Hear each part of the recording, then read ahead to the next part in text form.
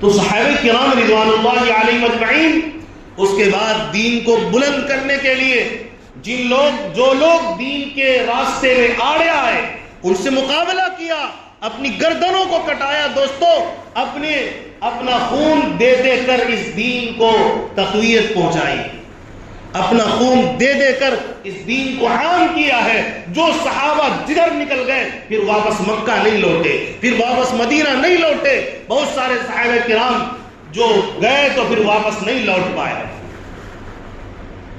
حضرت معاذ بن جبل رضی اللہ تعالیٰ عنہ کو جب اللہ کے نبی پاک علیہ الصلوۃ والسلام مدینے سے یمن کو بھیجنے لگے دعوت دینے کے لیے، نبی پاک علیہ الصلوۃ والسلام نے فرمایا اے معاذ ہو سکتا ہے کہ ہماری اور تمہاری آخری ملاقات ہو۔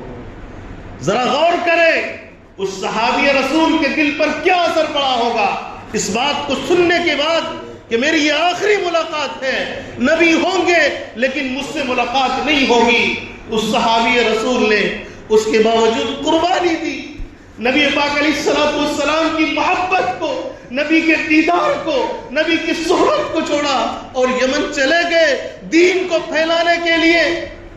میرے دوستو بزرگوں، میں کہنا یہ چاہتا ہوں بڑی قربانیوں کے بعد صحابہ کرام کا ایک قطرہ خون لگا، پھر یہ قرآن ہم تک پہنچا، پھر یہ دین ہم تک پہنچا، اور آج ہم اللہ اور اس کے رسول کی نظر میں عزت والے شمار ہوتے ہیں۔